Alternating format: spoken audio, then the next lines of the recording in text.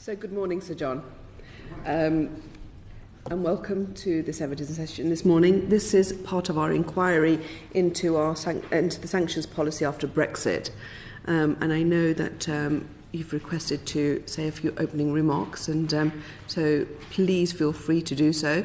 Just to let the committee and everyone here know that this is a public session.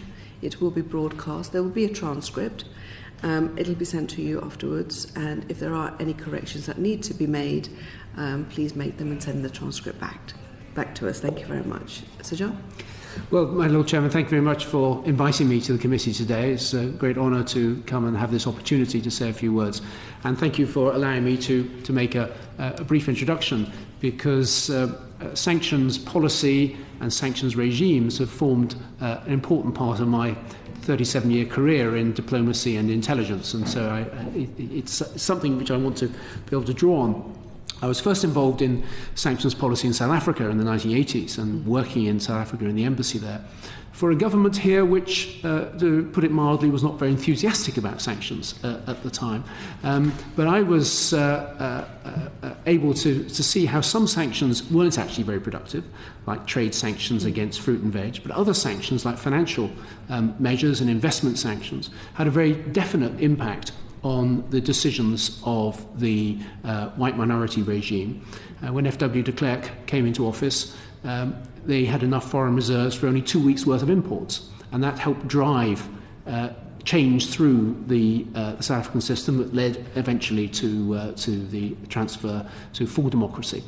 I've seen sanctions regimes work effectively in Serbia, where eventually the isolation of the Serbian leadership from the European Union in particular led to the downfall of Milosevic after the vicious wars of the 1990s. And I saw sanctions against Iraq, where, had we but known it, the sanctions were actually very effective in denying the Saddam regime the resources to pursue his weapons of mass destruction programs. Of course, at considerable cost, because there were comprehensive trade sanctions on the Iraqi people. I think since then we've developed more effectively targeted sanctions systems. We saw how sanctions against Libya forced, or at least led, Colonel Gaddafi to change his policies and drop his programs on chemical, biological and nuclear weapons. We've seen how sanctions developed against Iran had a progressive effect at changing attitudes in Iran, changing the debate amongst the leadership, and leading eventually to a new style of leadership emerging, at least in the presidency, not yet in the supreme leadership, and the negotiated agreement to limit Iran's nuclear activities, which I think are very valuable.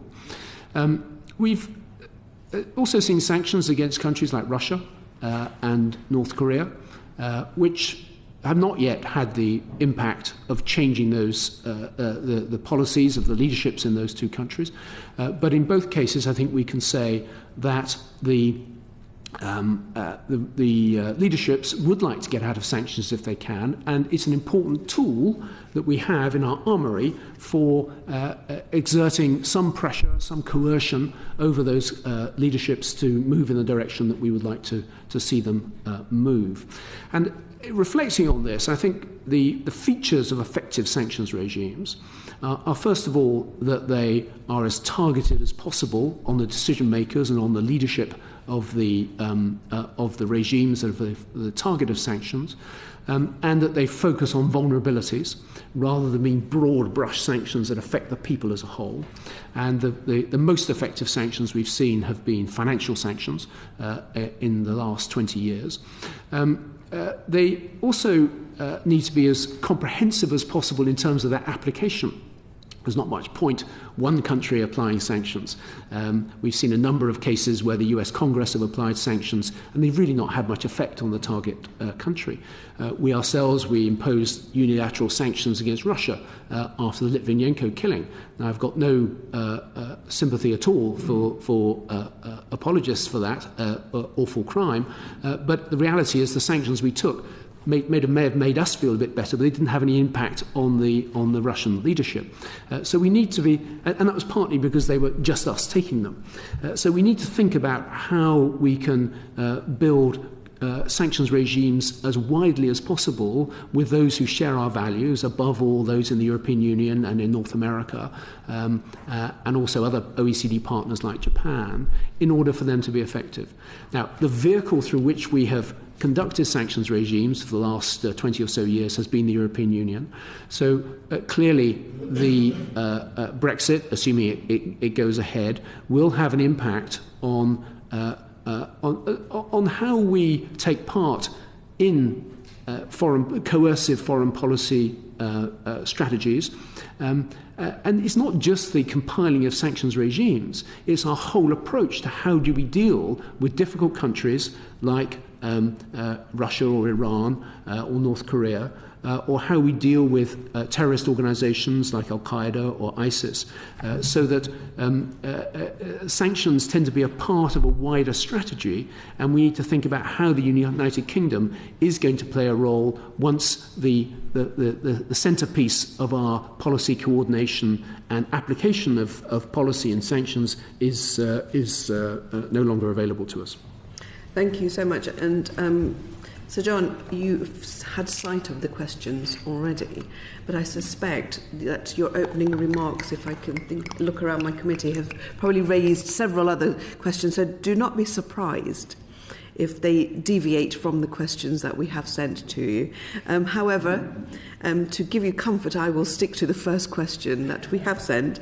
And I actually think it does follow very neatly onto your opening remarks about considering both UN and EU regimes, to what extent and how information that underpins sanctions shared amongst EU member states and with other third countries such as the United States, and you've already touched very briefly on the States. So it would be helpful for us to hear from your perspective in more detail how you see that sharing happening after Brexit. Yeah. Well, of course, Baroness Verma, the listings of individuals or entities under a sanctions regime, if you like, is the last step in the process. The first is the framing of a strategy. The second is the design and creating the legal basis for a sanctions regime. And then the last element is how you identify individuals or entities that should be subject to sanctions. And there is quite a well-developed mechanism for doing this. Of course, that draws on confidential and secret information as well as open source information. If you are a regime like Iran conducting a nuclear program, then you're going to want to disguise as best you can the individuals and the companies you've set up in order to advance that. So it's not as if you can look on the internet and find out which companies are involved in the Iranian nuclear program. You've got to have intelligence information that underpins the identification of these companies. Likewise, I was involved when I was ambassador at the United Nations in updating the Al-Qaeda and Taliban sanctions list. Now, nearly all the information about that came from confidential sources and often secret sources, and they had to be. The information had to be presented in a way which, first of all, could be used to justify putting a name or an entity on a list, and then, as the jurisdiction has improved on this, be able to defend it in court as necessary. As you know, there's been cases in the European courts that have challenged some of these listings, and the European courts have determined that they need to be defensible in open court and not just with a sort of nudge, yes, we've got this from secret sources, we know this is a bad guy, he should be on the list. So the mechanism is one which has evolved over time. I think you've talked to people from the Foreign Office and the legal community which have been involved in this in some ways in a more detailed way than I have. But there is a flow of information between the principal capitals in the European Union and with the United States to try to identify the right people and the right entities to target. And then we have to make sure we've got the right justification for using in public and, if necessary, in court in order to sustain those listings. It works within countries, between the Foreign Office, the Treasury, the intelligence community. If it's terrorism, obviously with MI5 and the Home Office, and with the business department as well. And so you put together a picture of which of the companies and individuals are most engaged in the sanctionable activity, and compile that with the help of partners. And there's always a sort of debate, yes, this company's on the margins, should it be in, should it be out? But basically the exchange of information works fairly well, but it does have to rely quite heavily at the outset on confidential information. Thank you so very much for those opening remarks to question 1, but I'll turn to Lord Stirrup. Thanks. Can I just take that a little bit further? Yeah. The balance between open source information and confidential secret intelligence you've described to an extent, but I wonder whether that sheds some interesting light on how the mechanisms for doing this will work post-Brexit. Because if one is relying to a fair extent on secret intelligence, that comes from national sources. So the United States, UK, various other countries in the EU will all have their own sources. So there has to be some sort of mechanism for sharing this, clearing this, and deciding upon what sort of level you're going to, what sort of level of information you're going to use that then might be defensible in court. Yes. Now, those are very much sort of national discussions rather than an EU institutional discussion. I mean, is that correct? And if it is correct, then it seems to me prima facie that not a lot would change after Brexit, because we would still be operating on that national basis in terms of the sharing of information. In terms of the construction of the regime, that's a different question. But I'm talking here about the actual information sharing. Yeah. Is that perception that I've got from your first answer correct? Well, you're onto a point, and you're quite right that there's to make the distinction between the construction of the regime and the listings that flow from that design. When I was chief of MI6, there was always an extensive flow of information between my service and GCHQ with the Foreign Office about potential candidates to be listed, say, on the Iran sanctions regime. And the work would then be done by the Foreign Office with other capitals. So it's not as if MI6 people would go off to Brussels to negotiate who should be on the list, the sanctions list. That was done by the Foreign Office. But each country would come to its own view as to what could be justified and who should be on the list and what could be justified publicly and within the EU community as to who should be on the list. And sometimes, there are people who are really serious players who we couldn't justify in public and therefore didn't make it onto the list because it couldn't be justified in a wider EU discussion. So it's not as if there's a network between capitals that produces a perfectly formed list which is then adopted by the EU. There's a discussion within each capital which then gets discussed and winnowed down or constructed in Brussels within an EU framework, which then becomes the EU sanctions list. Now, clearly, post-Brexit, that will be done with the UK outside the room rather than inside the room. Some aspects of it may not be completely different. For example, the United States has some influence on the individuals that are listed in and entities that are listed in EU sanctions regimes. But it's more difficult to influence it from outside the room than if you're actually shaping that list inside the room along with your partners. But, you mentioned the United States, and you also said in your opening remarks quite rightly that for sanctions to be effective, you need them to be applied by as wide a group of players as possible, particularly the important players, and one of the most important is the United States. Yep. So for an EU sanctions regime to be truly effective, it has to be coordinated and aligned as maximum extent possible with the United States. So that discussion between what the EU decides is going to be supportable in open court and what the United States decides is going on already, presumably. And so what we're talking about here is an additional player in that. So it becomes 3 rather than 2 or 3 rather than however many others it is, but it's not a fundamentally different mechanism. Is that correct? Well, it's very much a different mechanism because the UK will be in a different position, and the UK as a country different for us, and different for the others as well. Yeah. Now you take, say, the Iran sanctions regime, which is a good example because it's relatively recent. It's been developed in the last 10 years, and we've seen the cycle of how it works. We, through first the E3 process with Britain, France and Germany, and then +3 with America, Russia and China, we developed a platform for sanctions at the United Nations, which provided a basis for all countries around the world to apply sanctions against Iran. Now, the European Union and the United States applied additional sanctions on top of that, which weren't the same.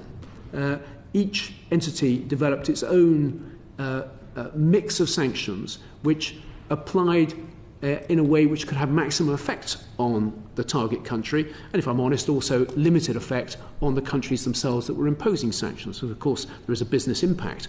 Sanctions affect both ends of the relationship. The European Union is the largest economic bloc, the largest trading power in the world. The three, alongside the European Union is the United States and China as the other major trading economic powers in the world. If sanctions regimes are going to be effective, you need at least 2 and possibly 3 of those blocks. Now, the UK is a useful addition.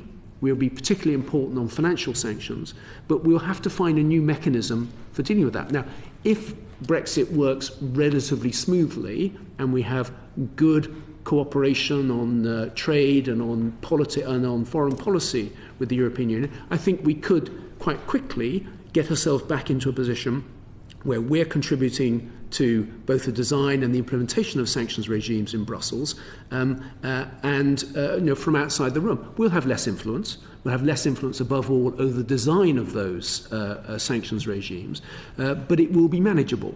But by and large, I think we will be in a position whereby we're basically expected to go along with sanctions that the European Union has drawn up, and we'll be asked to sign up to them as well. Now, we can then have some influence on the information that leads to the individual listings, but the biggest impact is going to be on the design of the regimes rather than on the listings themselves. Thanks very much. Thank you so very much. Lady Armstrong. Sir John, I'm sure that you've already dealt with a fair bit of this, but I wanted to go further about the relationship between the sharing of information and the court system. Yeah. We were told, or the committee was told by the FCO, that there was a mechanism agreed in 2015 which has never been used because there wasn't confidence in the robustness of the safeguards of the mechanism. We will be entering a system where our courts will have to be dealing with that rather than the European courts. And I just wondered what you felt was going to be necessary to really make sure that the safeguards would be such that there will be a more accepted way forward in dealing with all of this. Well, Baroness Armstrong, that's a very important question. I retired from public service in 2014, end of 2014, so I wasn't party to that particular agreement. But the arrangements have evolved over the last 10 years or so. There were various judgments when I was ambassador at the United Nations, which made the basis on which you could sustain a listing more demanding. These were cases that went through the European courts and through some national courts as well. Of course, we also had national cases, particularly terrorism cases. There was the famous Binyam Mohammed case in 2010, where the intelligence community weren't able to present evidence in a UK court to defend themselves against the civil actions that Mr. Mohammed and his fellow defenders were taking. And the case collapsed, and the state had to pay millions of pounds of damages to really seriously bad people because the cases couldn't be sustained in court. That was then corrected by the Justice and Security Act of 2013, which was compiled partly in the wake of those cases, which enabled UK courts to go into closed session to receive secret information, and for specially appointed lawyers to be able to act on behalf of the defendants who could also see this closed information on the basis that it wouldn't be made public. It was an exception to the normal rule that justice should be open. Now, we've tried to extend that into the European system. Many nation-states in Europe quite admire the arrangements that we've come to, typically British compromise, they would see us as. But they don't, and I don't know the details of the 2015 agreement you extend to, but I know it's always been more difficult to sustain those confidentiality arrangements in multinational structures than it is in national structures. That applies, to intelligence handling in NATO or in the United Nations, as well as in the European Union. So I can understand why that hurdle hasn't yet been cleared in the European courts, but we have got a mechanism in the British courts where, for the UK system, it works pretty well, frankly. And I think it would be good to extend that into the European system, but we haven't been able to do it yet. Thank you. Thank you. Lord Risby. Oh, Lord Dubbs, sorry. Thank you. You have actually partly answered my question in reply to the second question, but could I just extend it a little bit? In your introductory remark, you talked about sanctions needing to be part of a wider strategy. And I'm really interested to know how post-Brexit we will have an element of influence both on the wider strategy and on the information about individuals. But turning to the wider strategy first, will we be able to have an influence, or will we simply have to accept the wider strategy and then play our part at a low level? As usual on these things, Lord Dubbs, it varies from case to case. The way in which difficult foreign policy matters have been handled in the last 20, 25 years, certainly when I've been a senior official in government, has tended to be in small groups. I think this practice began in the 1970s with the Western Contact Group on Namibia, but it certainly developed rapidly in the wake of the Cold War. We had the Contact Group on the Balkans, where Britain, France, Germany, the United States and Russia worked together to try to wrestle with the political issues emerging from the Balkans wars and crises. We had, as I mentioned earlier, on Iran, the E3 and the E3+3. We've seen some rather unusual formulations, like on Sudan. When I was ambassador in Egypt, the grouping on Sudan was the United States, the United Kingdom, and Norway, which had very little to do with either the EU or the UN, but did actually formulate the policy, which, for better or worse, has led to the creation of South Sudan as a country, but has put an end to the war there. And you have other parts of the world, like North Korea, where you have the six-party talks, where no European country is involved in that. But when the countries involved in the six-party talks with North Korea come to a collective view, basically European countries sign up to it. Now, I think one of the big challenges the United Kingdom is going to face in the wake of Brexit is how can we have the relevance and engagement to continue to be part of these small groupings which essentially form the strategy which is the basis on which international policy is founded. We've had a recent case in the last 5 years on Ukraine where a very important grouping, the Normandy format, has been developed between Germany and France and Russia and Ukraine, which the United Kingdom is outside of.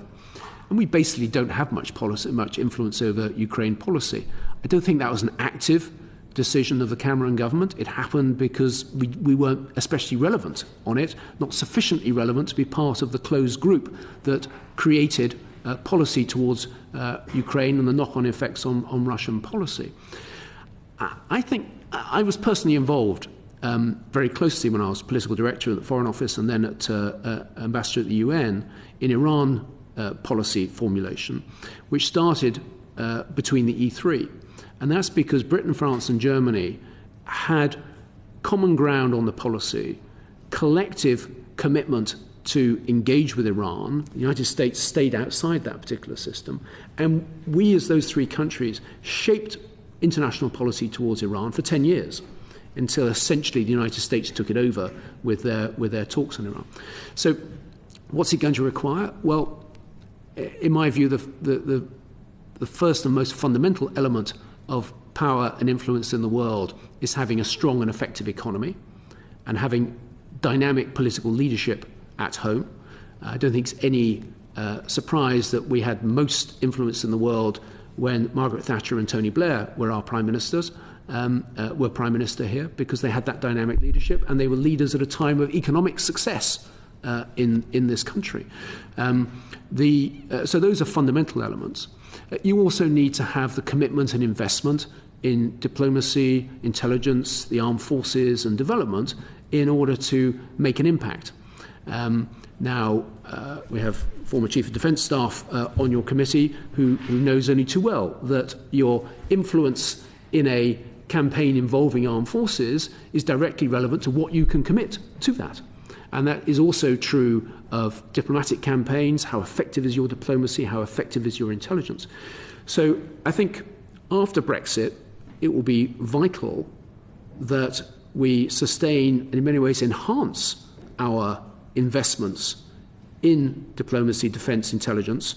We have very high investment in aid already. If we want to have an influence in the world of the sort we've had over the last 30 or 40 years. Okay.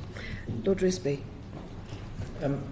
John, thank you very much. And taking up the point that you made, which was echoed by Lord Dubbs about a widely held base for cooperation on sanctions, I just wonder whether we could explore the qualitative side a bit more. And you've described how in practice small groups come together and make these decisions.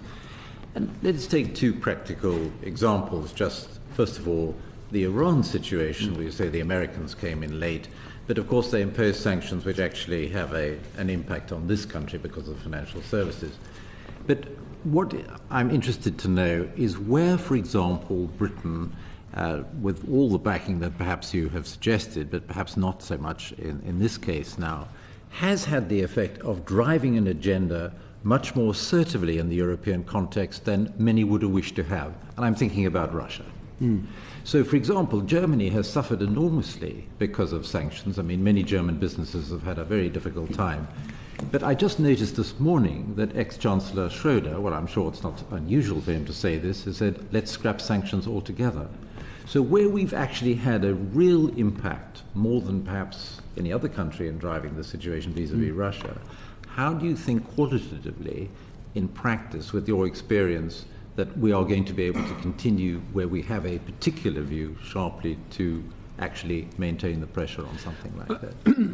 If you start from the premise that sanctions regimes are only effective if they embrace the main economic partners of the target country, then you're bound then to have a negotiation, a balance as to what is the right extent of those sanctions, how deep should they go, and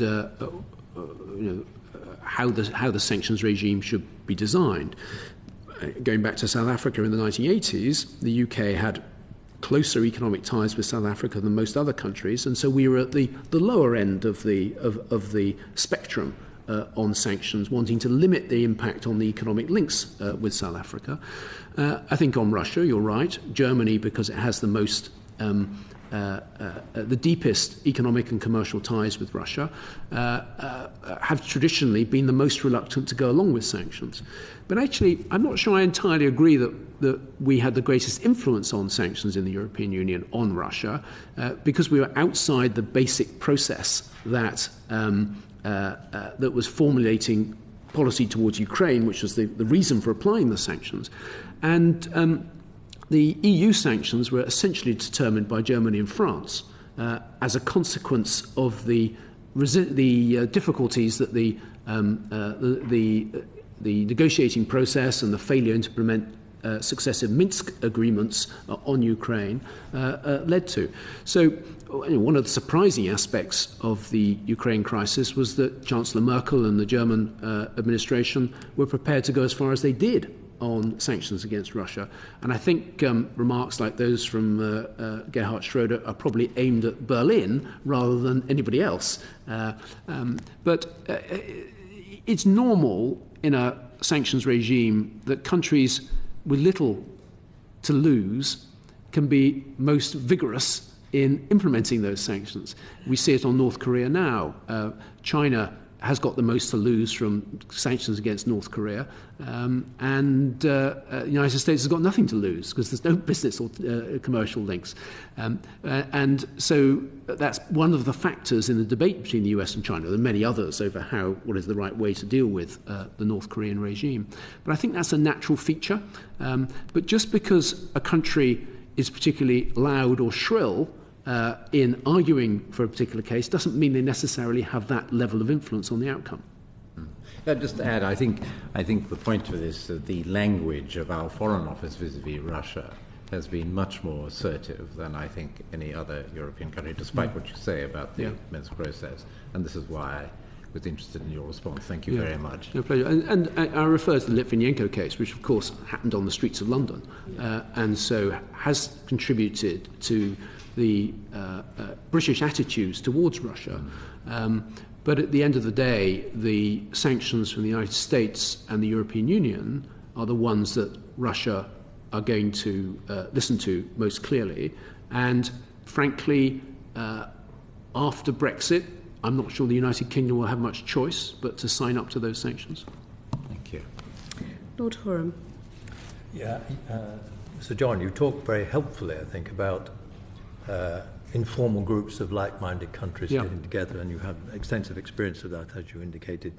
The Normandy format, for example, the E3+3, and so on, all been very helpful. And you pointed out that Britain must try and develop that post-Brexit, and it can do that hopefully by dynamic leadership, political leadership, plus defence, aid, intelligence, and doing all the things that we hopefully do fairly well, though we could probably do them with more resources than they have at the moment in some cases.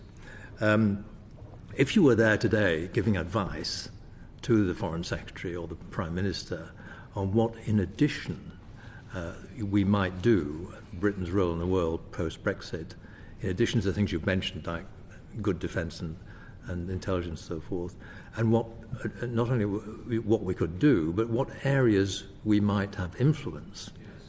I mean, for example, the Commonwealth might be brought into play in some way or other. I don't know. I'm just thinking off the top of my head. But in what methods we might use to maximise our influence, and in what areas we might usefully concentrate our efforts.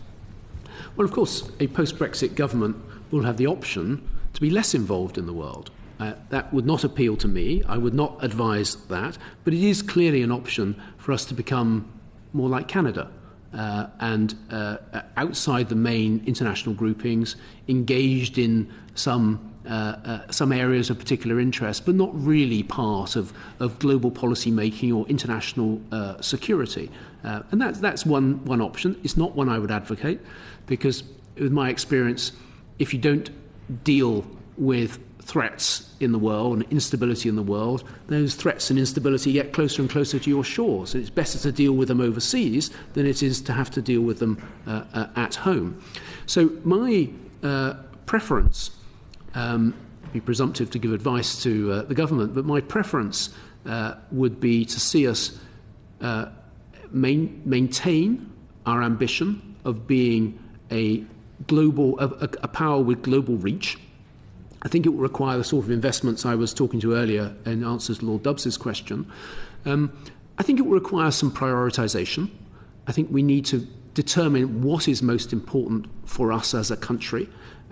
Some of it is about our own national security. So dealing with terrorism and cyber threats are going to be high on that list of priorities for the future. Certainly, the security of Britain requires the security of Europe as well. The stronger Europe is, the better defended Britain is. So that's going to be an important consideration. And I think there are going to be parts of the world, the Gulf, in the Middle East is one example. Isn't the Middle East exactly one of those areas where Britain has a traditional influence? Yes. Both defence and foreign policy and other cultural connections, and that's where we could play a role. Well, the Gulf is certainly one area which is certainly has those traditional ties, very important economic and defence and trade and intelligence connections with the UK, which we need to continue to invest in.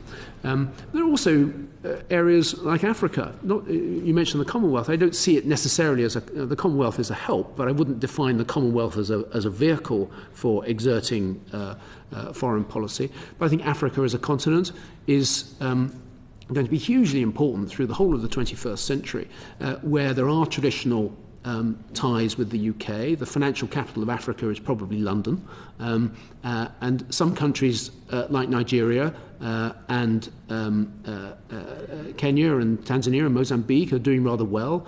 Other countries like South Africa are actually doing rather badly at the moment. But the continent as a whole has real opportunity to play a much bigger role in the 21st century, or through the 21st century, than it did in the past. So I think there are going to be priority areas for the UK. As I say, terrorism and cyber and the Middle East and Africa will be among them.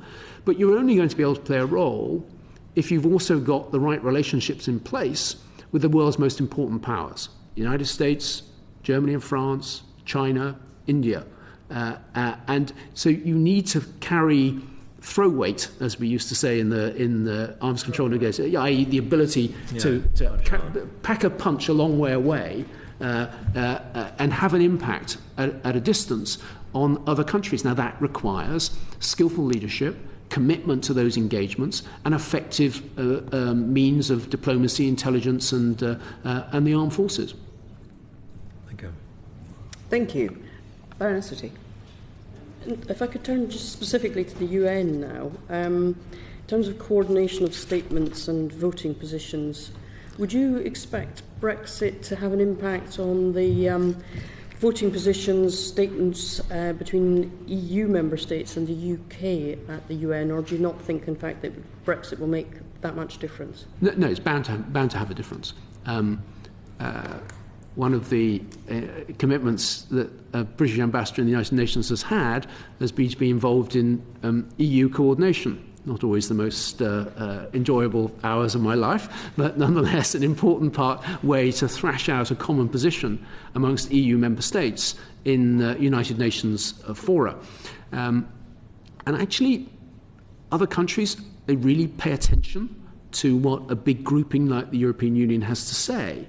So it was worth those hours to build a common position which reflected the UK position as fully as possible and carried the agreement of what is now 28 member states in the UN. And traditionally, if individual member states made a statement afterwards, they would associate themselves with the confirm their agreement with the common EU position. And actually, many other countries like Norway or the Balkan countries or some Commonwealth countries would support and align themselves with the European Union statement because they know that it had been worked out collectively and reflected a balanced and measured approach. Now, future British ambassadors at the United Nations won't have the responsibility of being part of those negotiations, and so it will save him some time, but it will also lose him some influence in shaping the not just the position of the European Union, because we won't really be shaping that, but shaping the outcome in the United Nations as a whole. Regional groupings in the United Nations are playing an increasing role: the Arab group, the African group, the Latin American group, and the European Union is the centrepiece of the European presentation at the United Nations. Now, of course, we have our national role. We have our own seat on the Security Council. But just because we have that national role, it gives us an important part in Security Council business, which is part of the UN business as a whole. The fact we have a veto adds to our role, but we have to bear in mind we haven't used that veto for 30 years, and we haven't used it on our own for over 40 years. So it's not something that we're going to be able to wield with any conviction And if we did, I think we would soon lose it. Whilst we have an enhanced role at the United Nations because of our permanent membership, and we will retain that post-Brexit, I don't see that would come under pressure. There's always pressure to reform the UN Security Council. In my 30 years involved in the issue, it's never made any serious progress. But you're talking about the wider UN policy and the General Assembly debates on the economy, on human rights, on climate change and so on, and on political issues. And there we will be pursuing a national position. We will often want to associate ourselves with a common EU position, but we won't have the influence to shape it. Just if I could push on that a little bit further, do you think post-Brexit we could actually in some way continue to align ourselves with that EU grouping? Do you think that would be practically possible, or do you imagine that we would have to just follow post-fact what they had decided? Well, that depends to some extent what the arrangements are post-Brexit. If we remain actively engaged with the European Union but from outside, if the basic trade and economic relationships are very close, but we're just not as engaged as full members and part of the institutional framework, well, I think that will have an impact into the foreign policy world. But I'm not sure, I can't quite see the United Kingdom being a sort of a permanent observer in the common foreign and security policy. It's a bit unbecoming, and secondly, I don't quite see us like Norway or Iceland simply signing up to common EU positions without having an influence on them.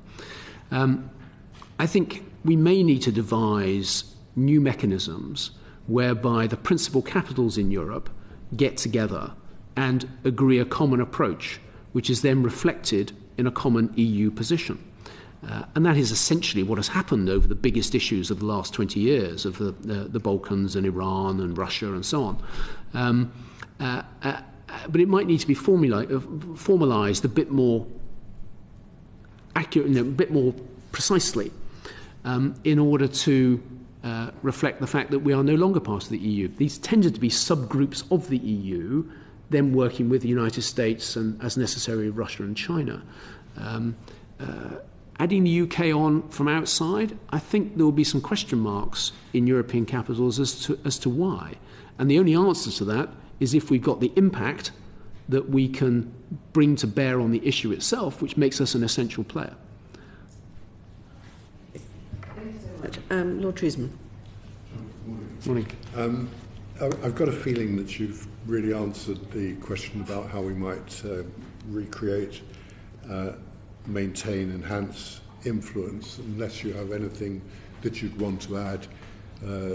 But I think you've in many ways answered that very thoroughly. So I wonder, Chair, whether I could just ask a slightly different question. Earlier on, you were making the point, which I thoroughly understand, that when sanctions regimes have been created and the policy has been formulated about Iran, North Korea and so on, there's been a great deal of commonality in approach, and they may have had different methods in the different countries, but nonetheless some common outcomes in sense of direction. And that if I understood the point properly, that there's that happens far less if there isn't a degree of commonality, if there isn't that central thrust among a number of countries. My question really is this, and I've been thinking a lot about OPAC and the way the way in which the United States, when it chooses to on its own, exerts influence, and whether this is a model which is adaptable to any other purpose. For example, just to give a concrete example, because I think colleagues might find it interesting, if there's an OPAC decision that it is improper to deal with any business entity or any individual from a country, Cuba's the obvious example, it isn't the case that we have sanctions against them, it isn't the case that the EU has sanctions against them, In fact, it isn't the case that anybody else pretty much has sanctions against them. But within, for example, banking, the American banks make it clear that they won't deal with any bank that has a correspondent bank relationship with anybody who does deal with them. The net effect is that you squeeze, in sanctions terms, many other countries out of what would be perfectly normal trading relationships because there's a decision that's been taken in Washington. Are there models of that kind that are open to the UK outside the EU? Well, I don't think I'd advocate. I'd caution you going down that road, Lord Treisman. The OFAC, Office of Foreign Assistance Control, overseen by the US Treasury, is a very important vehicle for enforcing financial sanctions. And there's no doubt that financial sanctions against Iran and North Korea have been much more effective because of the vigilance of OFAC in implementing them. Now, they tended to be multilateral sanctions. When they are imposing unilateral sanctions in an extraterritorial manner, then of course it gets much more controversial. And even when they interpret agreed international sanctions in a more rigorous way, and we've seen this over Iran, then there can be some real difficulties between, for example, European banks and the United States. I don't think that the UK post-Brexit is going to want to threaten to do that to other institutions because they will simply up sticks and relocate somewhere else. We are a successful base for investment and particularly for financial services because we operate a rule of law which is predictable, which is understandable, and we offer all sorts of other ancillary benefits of being in the UK. If we start to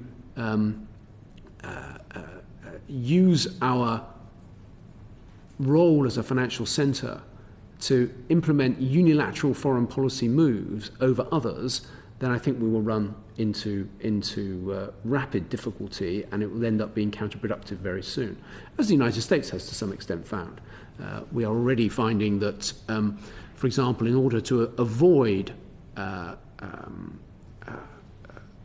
sanctions that could be imposed unpredictably by the United States, only those countries which aren't exposed in the United States are investing in Iran. And you end up losing investment as a country because people feel it's a binary issue. And we don't want that to impact on Britain because the answer will be a whole lot simpler for many companies than it would be vis-à-vis the United States. Chair, I asked the question precisely because some people believe that if and when we leave the EU, we will have a range of alternatives through which we can project our authority, and that might have been one of the ones because of the importance of financial power. But no, I wholly share your view. And if I could just pick up on the question you didn't ask about whether I had anything else to say about the sort of the global situation, I would just say one thing, and that is that our foreign policy, our defence policy, has been predicated for the last 75 years on a very close partnership with the United States. We are entering into an era where our ability to rely on that partnership is not as great as it was in the past. I don't think that's just because of the personality of the United States President. I think President Trump has become president as a consequence of changes that are taking place in the United States. He's not the cause of them. And as the United States is less willing to bear the burdens of global security and global stability, then I think there's going to be greater weight attached to the role of Europe, of which Britain is an essential part. I don't see us being able to sort of hedge our bets by floating freely into the mid-Atlantic and be able to play the same sort of role at a distance from the European Union in the world that's now taking shape. We now have a more balanced world between East and West. We have new powers rising. We have global threats like terrorism and cyber, which we can only deal with collectively. And we have a United States that's less interested in working with partners. And this is a backdrop against which the UK interest and the UK projection of power and how we defend our interests has to be taken. Thank you. Earl of Oxford. Mr. John, the government has said that it's looking to develop a deep and special partnership with the EU that goes beyond existing third country arrangements. That may strike one as rather a Delphic formulation of an aspiration. I just wonder if you have a view or prognosis how it could be given a more specific delivery, as it were. I mean, you have talked already very interestingly about your views on special contact groups, and in answer to Baroness Sutty, you've talked about how new mechanisms maybe have to be developed between the principal capitals of Europe. But those are ad hoc groupings and ad hoc aspirations, which we're good at, but do you think this statement of the government has a more deeper institutional aim for an institutional link with the EU? Well, you'll have to ask the drafters of that phrase what they meant by it. I'm all in favour of deep and special partnerships, but as you implied, Lord Asquith, it's a question of how you build them and what substance they have to them. It's vital to have the ability to build close relationships with the world's greatest powers and to be able to deal with problems that emerge within those relationships. And it's important to have partnership with like-minded countries. And the three most important like-minded countries through my career were United States, Germany and France. And nearly all our strategy through the Cold War and after the Cold War has been in partnership with most of those other three countries, and usually all three of them. So that grouping of four major Western powers linking Washington, London, Paris and Berlin together is what we need to aim at. Now, on certain issues, Rome will have a part to play, Warsaw will have a part to play, and others, Tokyo will have a part to play. But if we fail to build the regular, and I mean day-by-day, contacts with our principal partners in the West, then we will increasingly be marginalised. When I was political director at the Foreign Office, I used to talk to my American, French and German counterparts probably every day. Certainly when there was an active dossier moving forward, we talked every day, including Saturdays and Sundays. That was the nature of foreign policy coordination. And when the four of us agreed at political director level, then we almost invariably carried our secretaries of state, foreign ministers, with us, because we were acting under their authority and we knew basically what the parameters of our space was. So what our negotiating space was. So the ability to have those in-depth constant exchanges and to be able to follow them up by delivering diplomatic weight, military muscle, aid funds as necessary is a vital part of being an effective player in the world. Now, that's not dependent on the European Union, but the framework for doing this amongst the European countries has so far been the European Union, and once we leave the European Union, we'll have to recreate something which doesn't exist at the moment. Thank you, Sir John. Sir John, before we close up, and I'm going to be completely unfair here, but if we were to fast forward 5 years from now, what would your predictions be for what UK's influence would look like, given from your comments that you've really just made just now about the changing dynamics of how like-minded countries are operating and the influence they're having, and of course the emerging economies elsewhere and their wider reach across influencing countries in their own regions? What do you think? we would look like? Well, first of all, we've got to get through these very difficult negotiations. I certainly don't want to say anything which would make the job of the current Prime Minister any more difficult than it already is.